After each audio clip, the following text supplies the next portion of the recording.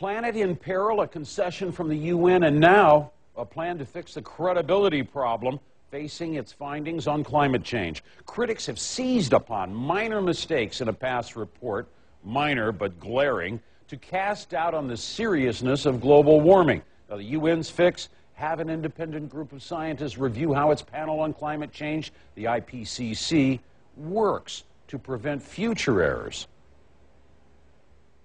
The threat posed by climate change is real. Nothing that has been alleged or revealed in the media recently alters the fundamental scientific consensus on climate change, nor does it diminish the unique importance of the IPCC work. Now, the head of the group overseeing this climate change panel says he's going to try to focus on the road ahead and not waste time looking back.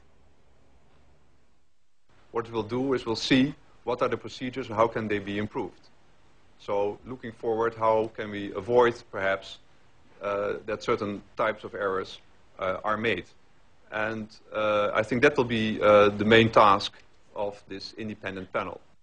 Now, he went on to say that the review should be completed by the end of August. This is the subject of our question of the day today. We're asking you this: should the United Nations just scrap this discredited climate change panel and start all over again? Send us an email, Clancy@CNN.com. You can look us up out on Twitter, too, at ClancyCNN.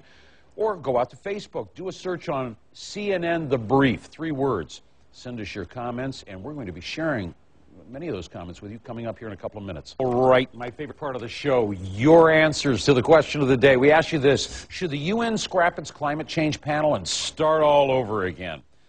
Fagbamiro, I think, writes on CNN The Brief's Facebook page, that will be backtracking 100 years because the gains over all this time will amount to nothing. Robert in Berlin wrote in to say, yes, this time make a more sober investigation. Many people were in love for a long time with the idea of the world perishing.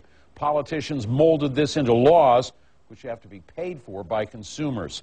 Anoop in Bangalore had said this: scrapping the IPCC is a very extreme step that shouldn't be taken, in my opinion. Also, the media should be careful not to fall prey to what amounts to an international conspiracy to confuse the main issue. I think the researchers did that already.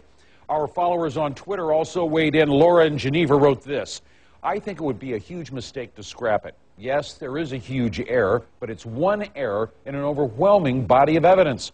Rafazal in Kuala Lumpur said this: kick the scientists out, then replace them with more serious experts. Another follower tweeted, no, the IPCC's information can be vital. They made their mistakes. We must now keep an eye on their progress.